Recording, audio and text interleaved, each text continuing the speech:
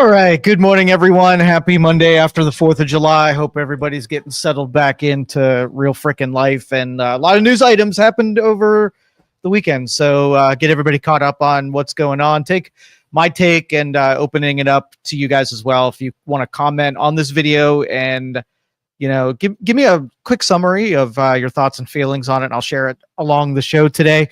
The order that I'm going to go in, I'm actually going to put the top story that broke last night last in the set. But I want to talk a little bit about the Texas flooding and the tragedy that happened with a big storm that dumped a ton of rain in a short period of time, caused massive flooding.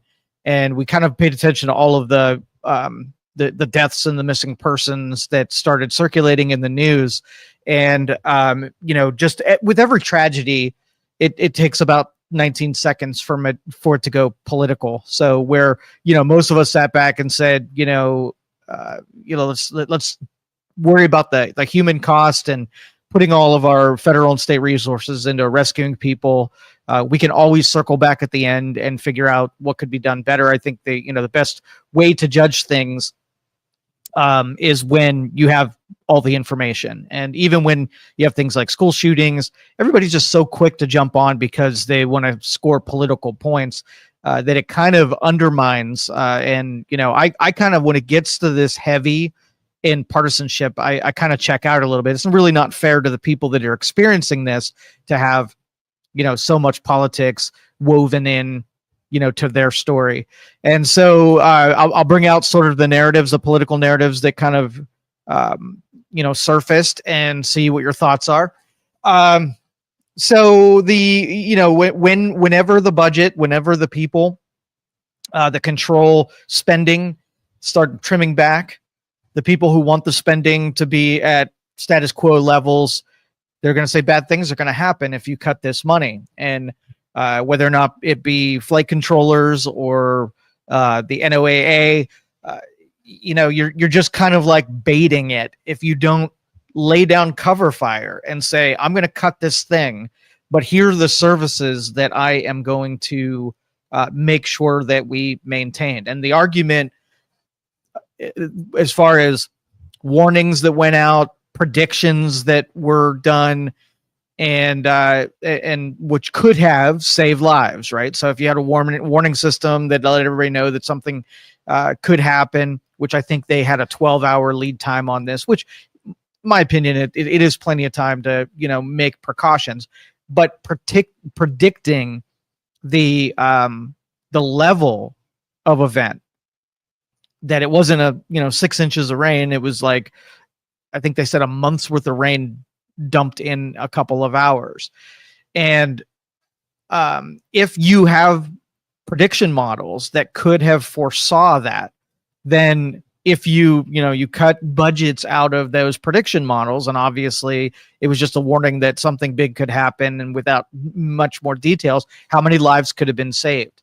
So the argument, again, I reserve sort of judgment to find out if we truly did hamper our ability to predict the extent of what this storm could have produced. Then then it's a blemish. It really is. And it's an argument against making cuts without sort of laying down protections so that those cuts don't affect people and claim lives needlessly. And so especially the camp, the girls that were on a camping outing, and river washed away where they were staying, and you had massive, I think we're at 50 lives lost at this point. Scott says, God Almighty, what a horrible thing that happened. So sad. So yeah, as Americans, like I honestly think that all of us have an interest in, after the details are in, partisanship goes down. We improve things to make it more likely that we're able to save lives, in the future. But I'm just not a real big fan of the pouncing that happens immediately after some crisis and making it political. But I do think the federal government has an obligation to spend dollars to protect American citizens. I think that's on a list of priorities. Protecting American citizens is like almost number one, whether outside, whether natural disasters. I think that's a huge priority, and I'm interested in the case of the that they make after saying these cuts didn't affect or these cuts did affect, and being honest about it. See, that's what happens in politics. That once you go on political defense, it's almost impossible to get someone to say, "Yeah, we goofed up. We should have done this thing different," because there's so much political cost to pay, and so to even expect the people that represent us to give us the honest this honest circumstances is a lot to ask. I just can't see in that environment how they can be honest at anything.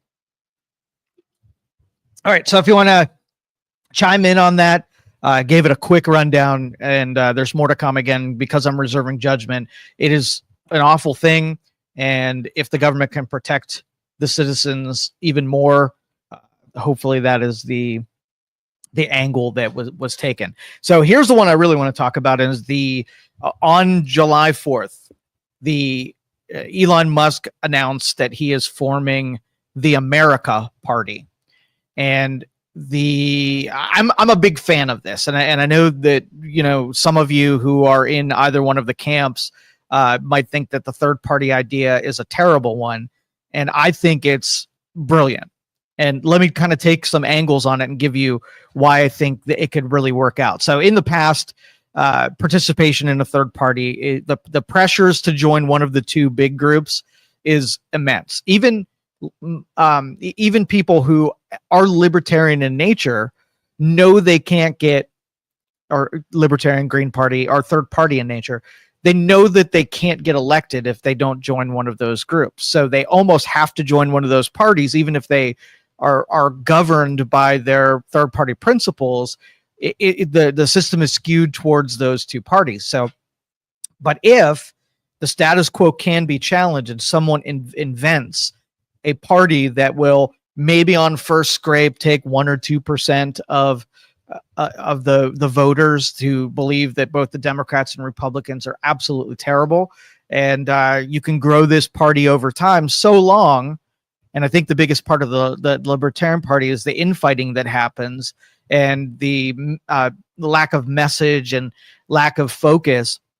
It's kind of all over the place, and it's hard to buy into the politics when you're trying to serve so many conflicting interests within your own party. But so long the third party can adopt like 3 or 4 principles and stick to them.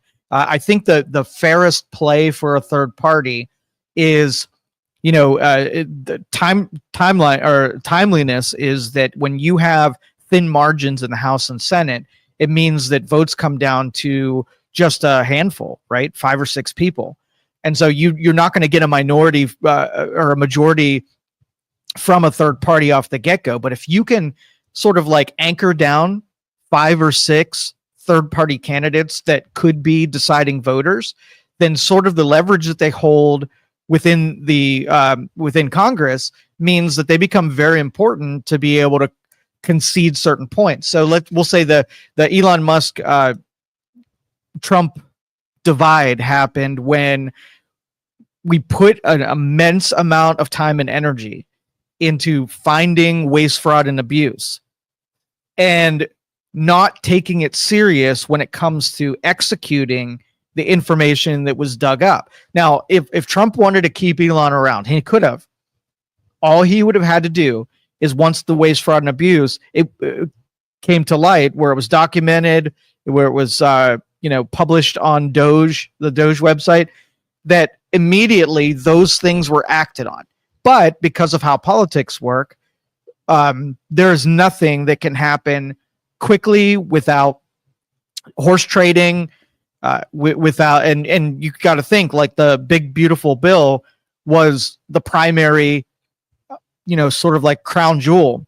And so all of the effort got put into getting that thing passed. So political capital was traded to get that thing passed. So your budget cuts and your rescission angle was going to fall on deaf ears. It wasn't as important as getting that budget passed. And because the budget added $5 trillion to the freaking debt, Elon's like, what was the point in going through all of that if you're just going to take any, like, the effort of 3 months worth of going through $1 billion here and $1 million here, adding up to way less than $1 trillion. I think it was only a realized gain of about 200 billion.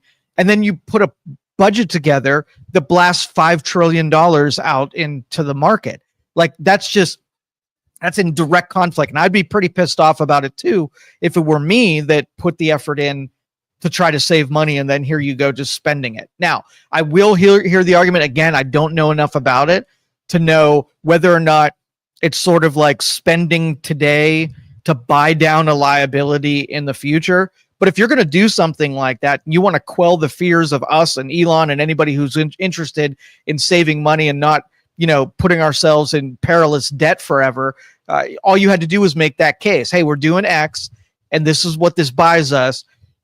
Instead, they're like, hey, we spend this $5 trillion and it becomes budget neutral in, whatever it is, 5-10 years, when the rest of us have seen things that take a long time to play out and it never gets realized because you can't keep a majority in the houses of Congress or the executive branch to let those things play out. So if you start realizing gains, the next administration is just going to come in and take your gains and blow it out the door. And all of us were like, okay, we paid the upfront price to save this money. But look, now we have this this fiscal cavalier that is just decided to spend whatever savings. So we take all of the consequences up front and we never get the benefits revealed. That's the mistrust that we have in the fiscal irresponsibility of the government in general, just because they don't have the pressures that allow them to be responsible. All you got to do is look at the debt and deficit charts, and you will see how irresponsible the spending will always be,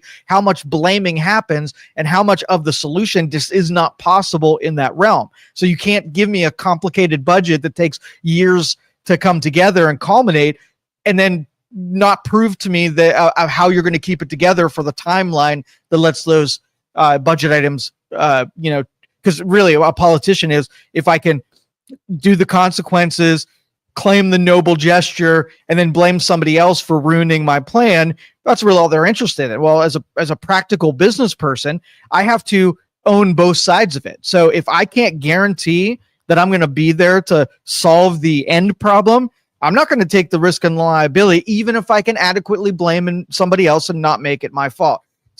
So these idiots cannot be trusted with that kind of, taking that much trust from the American people to come through on that promise. So I'm with Elon on that. If you wanted to win me over, your big, beautiful bill would have been 100% cost neutral, cutting real spending, having a real fight about the unnecessary, non-discretionary spending cuts that, or the discretionary spending cuts that would have brought it neutral. And then you can talk spending after you've brought a budget that doesn't create more deficit and create more overall debt.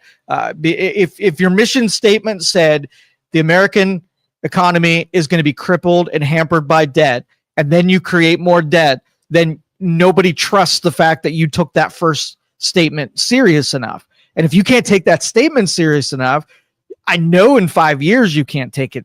It's not going to be revealed and all of a sudden you're going to take it. It just doesn't work that way in politics. So the America Party, I will probably be, I don't know that I'll ever really join a political party.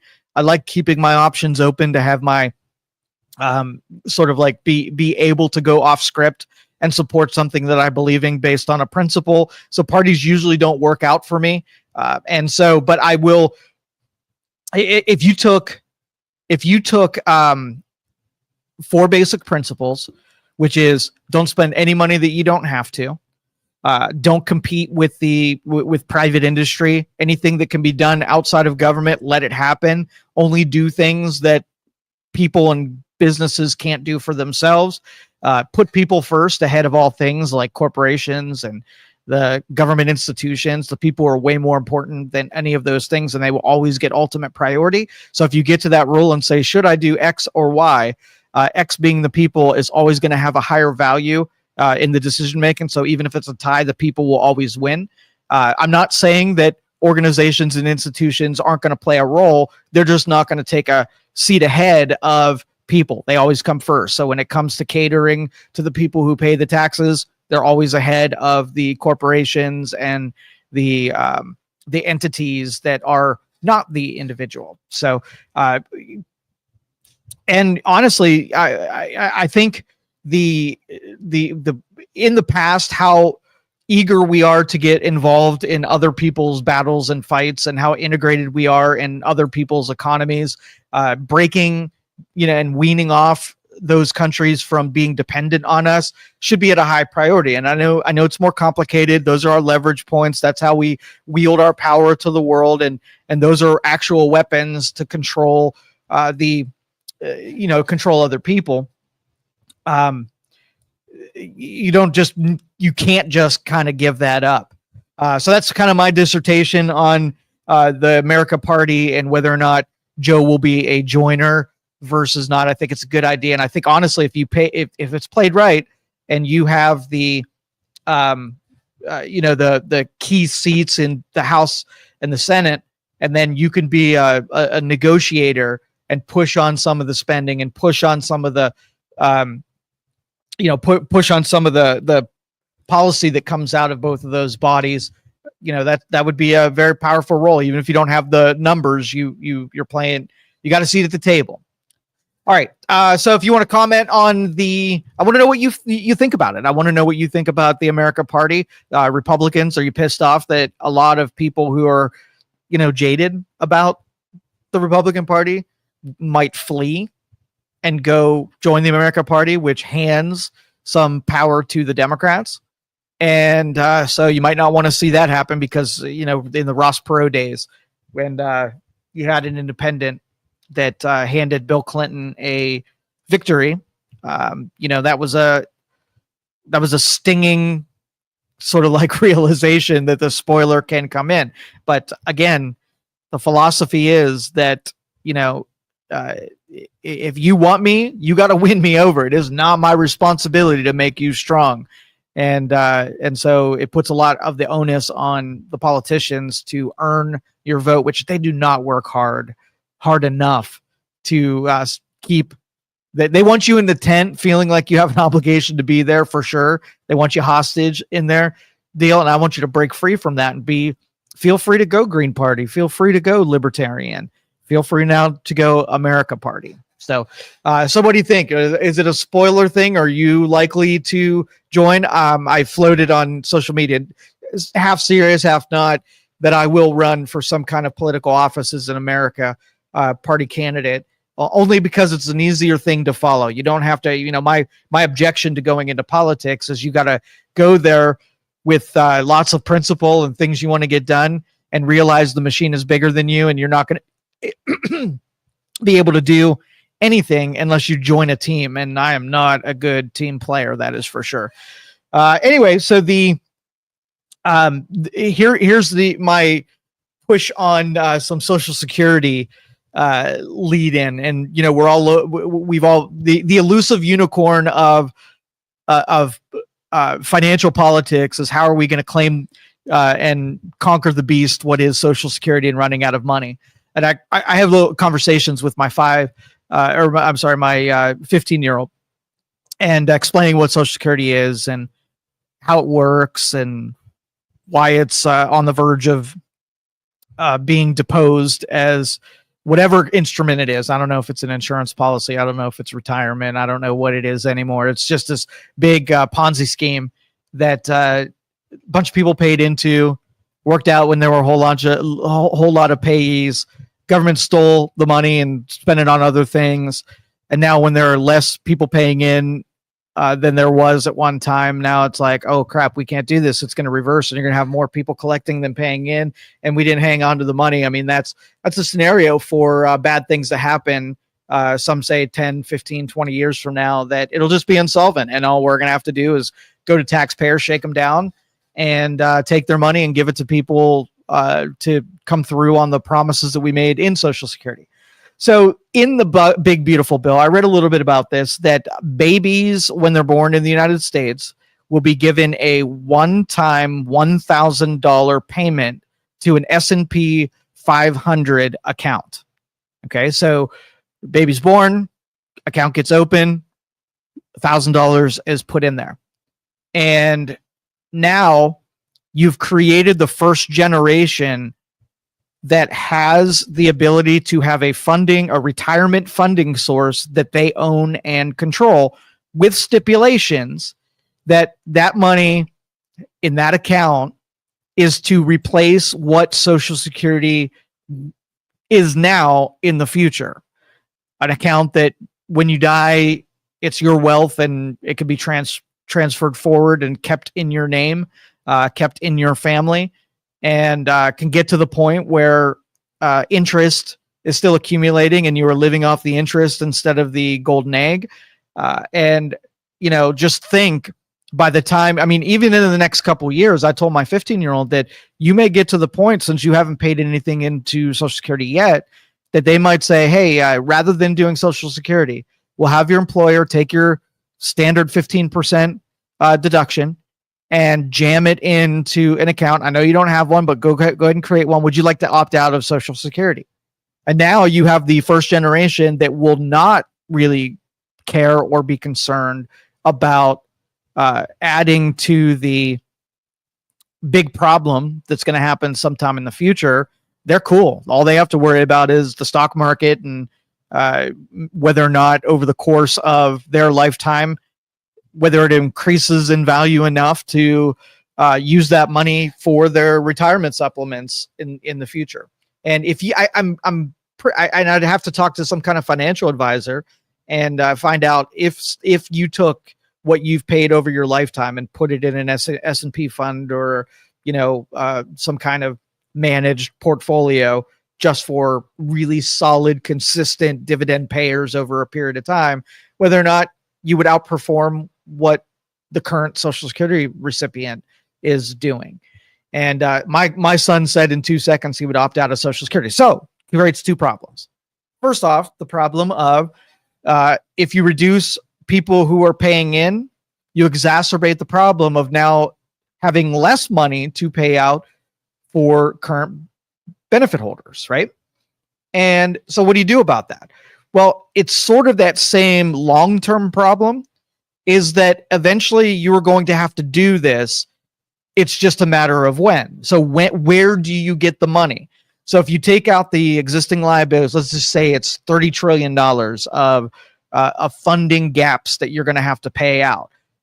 And over the course, so you let everybody that's 15 and younger or 17 and younger bow out. So then you take them off of the board. You're not increasing that long-term liability. Now you have to figure out how you're going to come up with $30 trillion of money to be able to finish paying off the benefits of people who are captured in that old system. Because going broke and not paying is not an option. You're going to have to pay. And so figuring out how much, how long you have to cover it, and then just floating it out and using our economy to pay for that. And especially if it's over the course of many years, again, I haven't seen the math on it, and I don't know if it's even a possibility, but regardless, it's something that you're going to have to do anyway, whether or not it be, selling bonds for that specific purpose, raising taxes on something, all of these things I dislike, but they're all going to be required anyway. So it's not like I'm choosing these things out of preference.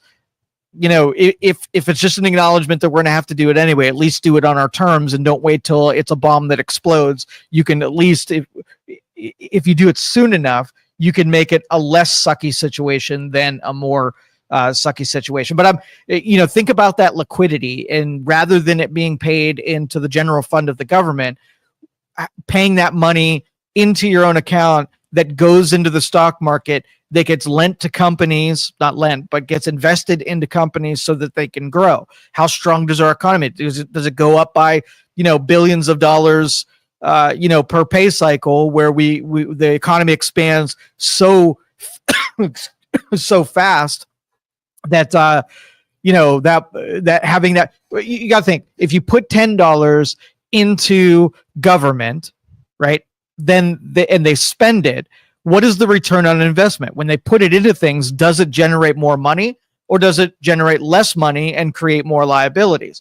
If you put the same money into a private business, what is the likelihood that that money then creates more businesses, creates more products, does more innovation, hires more people? Is there a return on that investment? Well, I think the model of investment has a track history or a track record of paying back more than it received.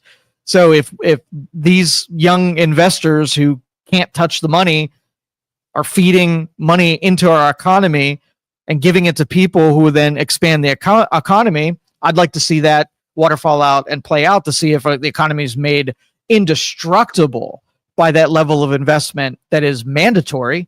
You pay 15% of your income and put it in the stock market and whatever. But here's something that the second part of the thing that will probably happen. So you put the $1,000 in when somebody's a baby, they turn 18, they start funding it at 15% of their income into their account. They can't touch it until they turn 65.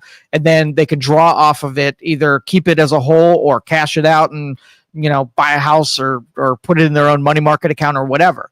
But how many companies will then come out of the woodwork and offer you a loan on your investment account and say, don't want to wait until you're 65, you're 40 years old, we'll give you this loan and then we'll defer payments to us on when you go to receive that Social Security investment portfolio. So then people will figure out how to get to their money sooner. Like if you're 30 years old and you want to buy a car and you got this money sitting there in your private account, but you can't touch it until you're 65, you take a loan from loanshark.com and you get your Social Security money now, but then you're going to have to pay them back when you're able to start receiving from that.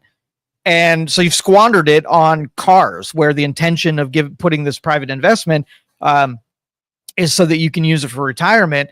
Just like people borrow from their 401ks now, you'll have that, that will definitely be an option. So how do you stop people from using that money, where when you give it to the government, you don't really have the ability to take that money out today? I mean, you could do traditional loans and then use Social Security to pay it back, but that's not a common practice, just because with how little you get in benefits, and how long you would have to wait. But anyway, you put it on the private side and there are things that will have to be covered to protect people from themselves, where, like I said, the government it's not even an option because it's such a bad deal. But anytime you have a pot of money, the attraction to that money from all types of unscrupulous people is going to be pretty high. So we got to think this one through to make sure that when we do it, that it just doesn't become a not a blessing for a big curse to the people who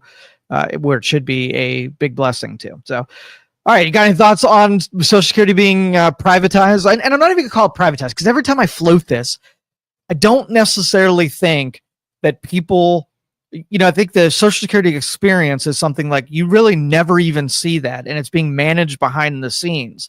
And so just giving it and picking brokers and riding the stock market and making individual stock trades, I just don't think that's a very wise thing.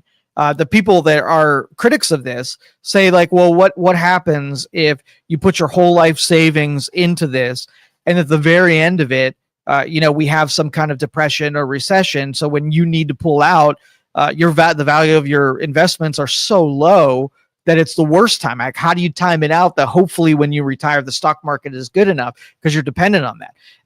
People who have charted this out, the course of 20 years, it's always been at a 10% increase, year over year, or 10%, total value of the portfolio. But that includes some of our worst times in our economy being in the middle of that, where if you take the Depression and line it up with where the value of the market was before the Depression, and now you're in retirement age, and what was the decrease in value at that point? Like, would you be totally hosed, and who would then backfill it and make it right so that you could survive and take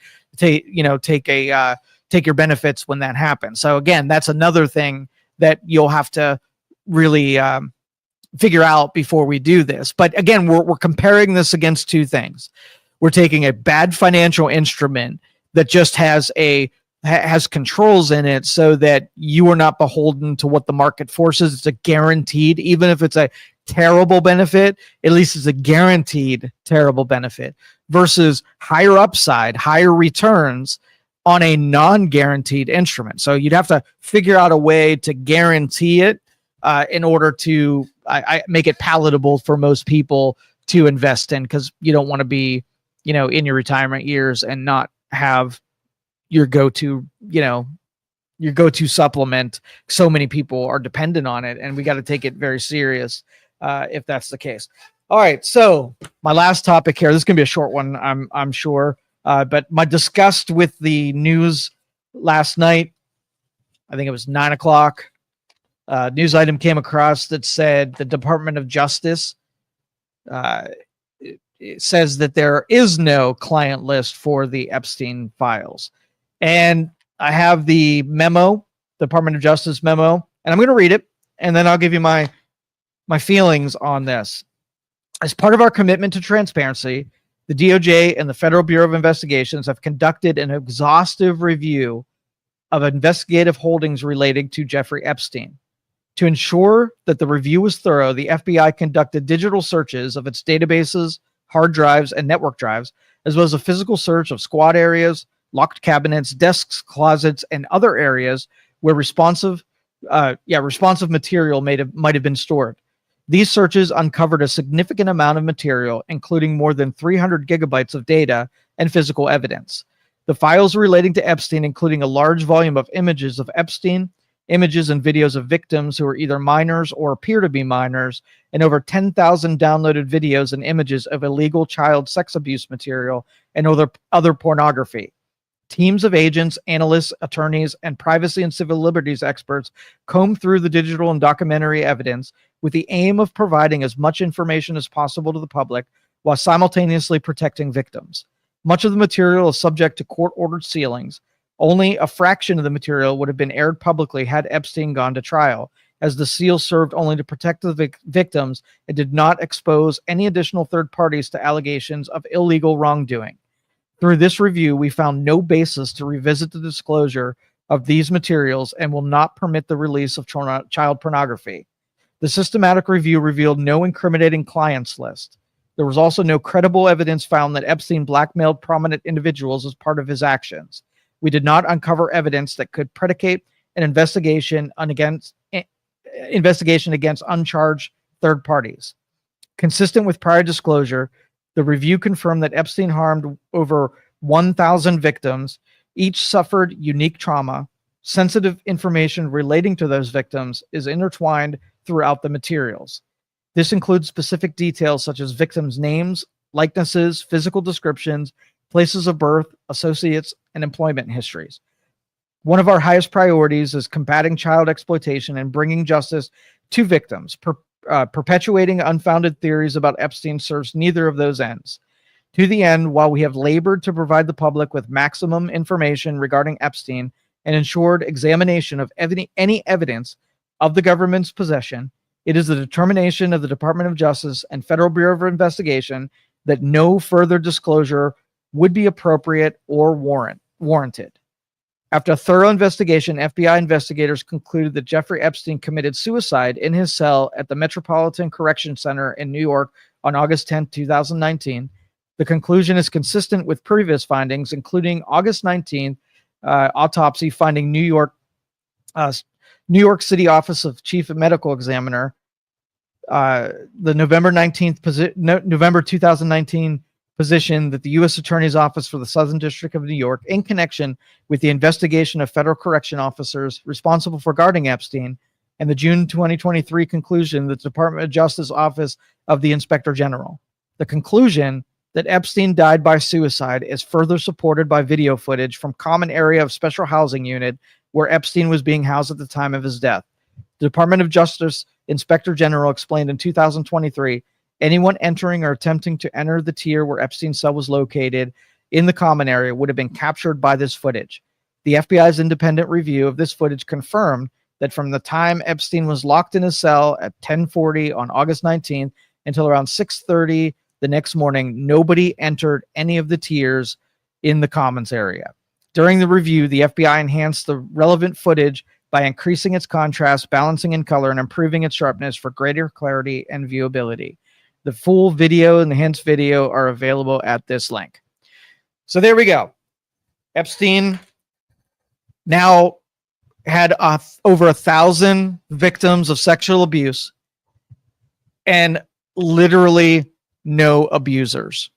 He himself was the only person that would have paid crime and consequences for the crimes, and not a single person was identified, investigated, prosecuted, and will serve any consequences for their actions. This breaks my heart. And I can't say that I am super surprised about it, because when you have this expanse of time and you have this many people that are allegedly involved in this, and the power of those people to be able to make that stuff disappear, get deleted, never to be seen by the public, the chances that there was any existing evidence today was very improbable and very low. Long been deleted, long been put in the trash can of history, so that no one will ever see the people who perpetrated these crimes against kids. And it breaks my heart, and it lends, because I think that list fuels even more suspicion, not only from the people who were guilty, but for those who needed to be exonerated. I mean, how many politicians now can you look at and say, I know he wasn't on that list, I know he wasn't a participant in those activities? They're all suspects as far as I'm concerned, and they're all all got the benefit of being in a position of power that could cover up their crimes. Julie says this is a huge cover up. Michael Wolff, journalist, said he saw photos of Trump and underage girls. I believe him. This is exactly what I figured would happen. And I'll take the steps with you, but I won't say that anyone will ever know. And so you will always be able to believe Trump was involved or other powerful people were part of it, based on what we have seen, whether or not we saw him on a plane or partying with girls. The end result is we will never now know and always be suspicious that any one of them could be involved. So those exonerations would lead us to know who was a participant and who was not, where we can strike some names off of the list. So I will tell you that the people who thought they knew who was involved, this just goes in the long lines of government cover-ups that you'll die never knowing now. Carter says, I'm sorry, but if the Biden administration has anything on Trump, they would have used it. If it even survived to the Biden administration. I mean, we're talking about a lot of years prior to today that someone could have sifted through and gotten rid of the incriminating evidence. Laid down cover fire. A lot of shady stuff could have happened since then. And so, it's not surprising, and it leads into all of my suspicion of those people. But you can't say, I know you'd like to tag this on someone. And I know people, friends, they couldn't wait for the list to come out. So the person they thought was on it, they would now be indicted, not just in a court sense or a legal sense, but also indicted on see, I told you, I knew it kind of thing. But now the exonerations are impossible, as well. And so I'm very disappointed that Pam Bondi, Kash Patel, and even the Trump administration said, we are going to make this known.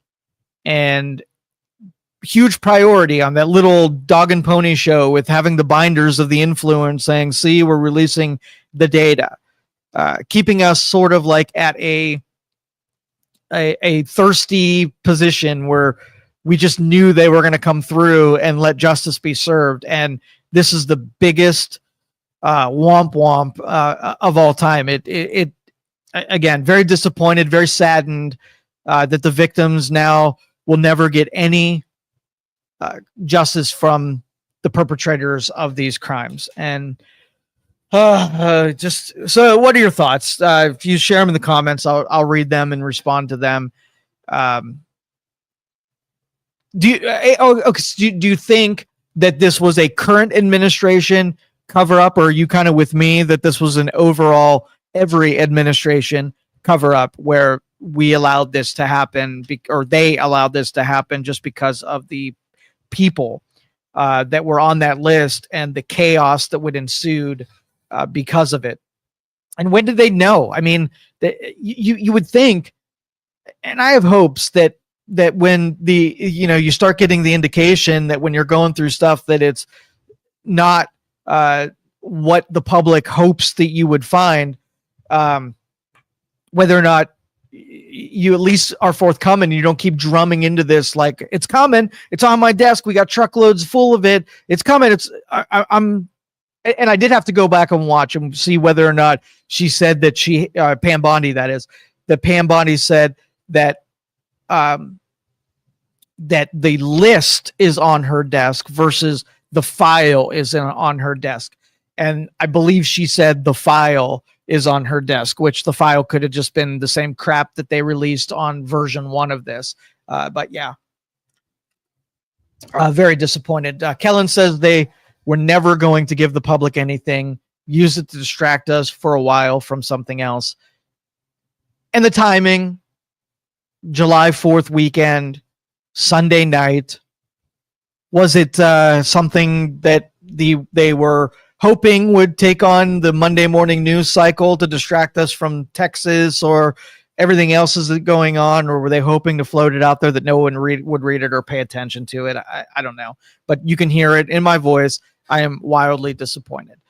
Jerry says, do you think there may have been foreign countries' leaders and diplomats involved, and it now would make negotiations more difficult if names were used? Yes, I think it was going to be devastating. I truly believe that Epstein was a criminal, but also a criminal that was being used by law enforcement to get to powerful people that are citizens of the United States and also foreign diplomats, foreign leaders, and hold leverage on them.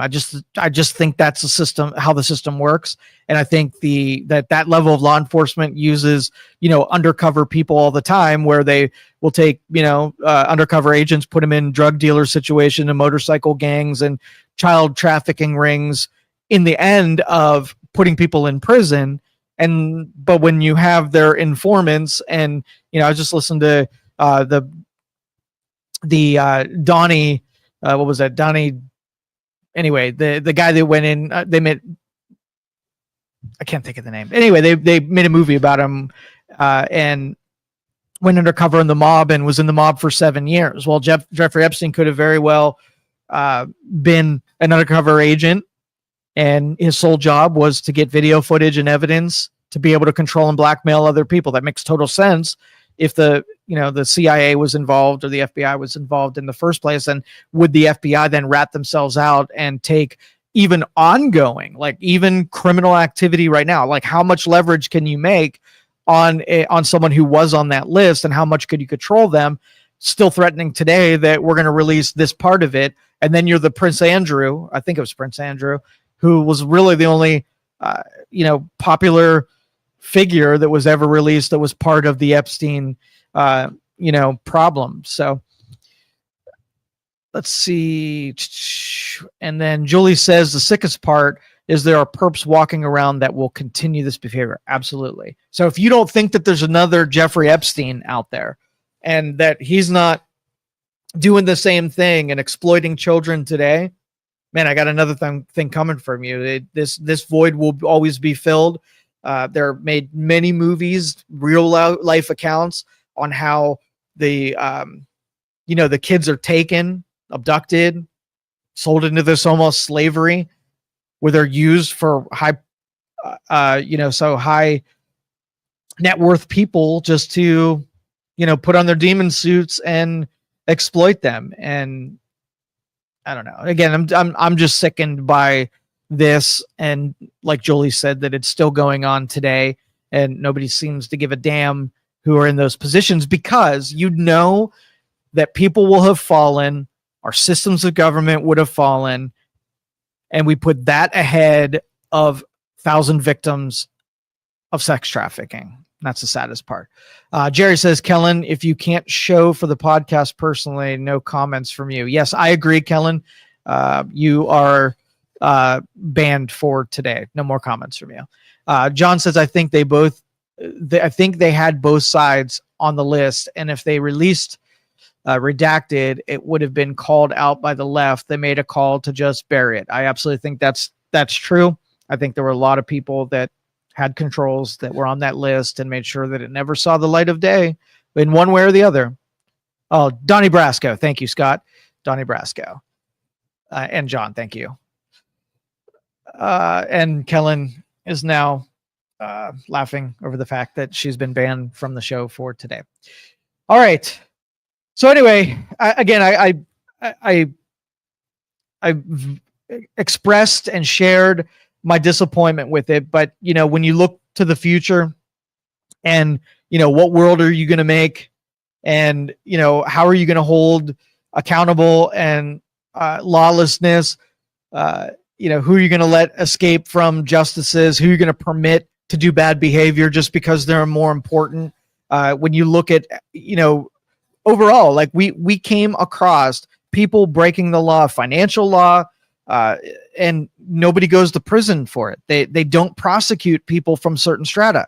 So you have the you and me out there that when you break the law, they have no compunction about wrecking your life, putting you in prison, prosecuting you without any kind of hesitation.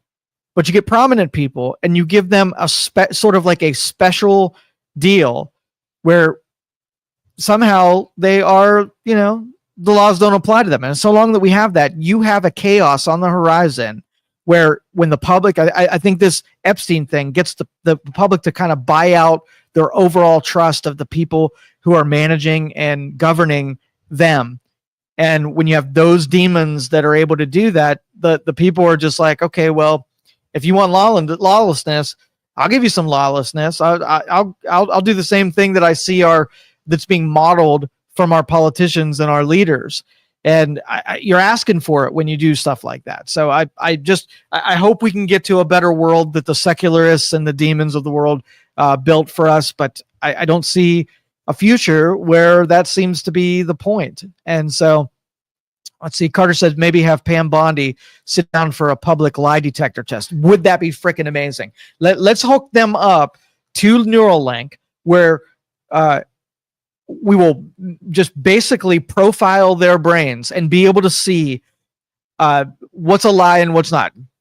Put sodium, pentothal or whatever that makes you tell the truth serum, and let's find out what's real and what's not. And I think you and we all can handle the truth. I don't care if we like to hear it or not. I don't care if it's our guy or it's the other guy. We just want to know that we have the ability to tell the truth in government. John says, well, corruption is out in the open in the White House right now, so it's not even a big deal right now. And I believe corruption has been going on for all time. So I know you want to pigeonhole and say this is the only guy that told lies. This is the only guy that was corrupt. This is the only guy that did this kind of stuff. And I'm going to call you bullshit. There's no way that, everybody else was lily white and had angelic wings and a halo. And this guy, he's the only one. So accountability for the rich and famous is almost non-existent, but God forbid you don't file the proper papers, and you will land in alligator Alcatraz. The law for me, but not for thee. I agree with you. And again, you want people to buy in law and order. You gotta show them that you're willing and capable to take the downside for the sake of the noble truth. And I just do not think that there are people that are governing us that are capable or willing to do that. So it's what we have right now. That's the reality that we live in. And I think all of us watching here today and listening to me talk right now, all of us are reasonable enough to know that this is not a team sport. These are reasonable people saying that if you're guilty, law should apply to you. And the minute that we make one exception for one person, then law is broken. And we cannot proceed if you have exceptions where some don't have to follow the law and others do.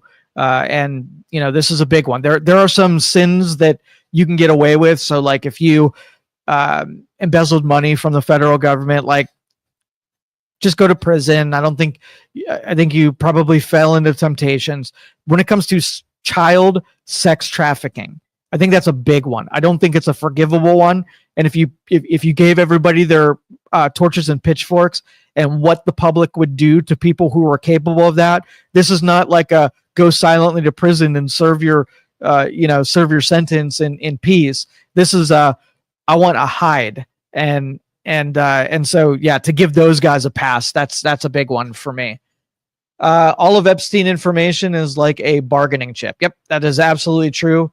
All of us have watched sort of like the FBI movies, and when they go into gray areas for the sake of, getting their guy, maybe doing some unscrupulous things to get a conviction, which is more important. If you inauthentically got the conviction, right, or getting a rightful conviction. If your level of certainty, if there's a person brazen who says, I did this, but he's in the mob and I have no evidence and there's no way I put this guy in jail, would you take the cheating aspect and put someone who went in jail, but the charges that you hit them with were not legal, were not truthful? Does the means justify the ends? And as soon as you're cool with people saying the means justify the ends, then you have the breakdown of law. All right. Carter says, what bad response? Wait, hold on. Like I missed something. Let's see. Could they have released it by now? Try and take away from the bad response in Texas. And then Carter says, what bad response in Texas? Don't use the catastrophe for political points. They are doing everything possible. Would knowing with what your government is willing to do to play politics, would they float a story to take away from a news story that is not complimentary? Sure, they'll do anything now. If child sex trafficking is on the agenda or on the menu, then yeah, that's a no-brainer right there. But as Carter said, I think it's in really poor taste for us to get sucked down into that argument where using a catastrophe for political points. So I'm with Carter. But anyway, thanks for tuning in today. I got tons of shit to do. We'll be back tomorrow with the MLO bros, and then we'll get it back into our normal groove of thing after the holiday. Thanks for listening, watching. I appreciate it. Hit the like button. Subscribe to this channel wherever you're at, YouTube, Facebook, X, wherever. And support our channel. We love you being out there. These are fun to do. And maybe I'll be a little bit more upbeat about the news item. Let's have something good happen to talk about instead of all this crappy stuff every day. Anyway, have a great day, everyone. We'll see you next time.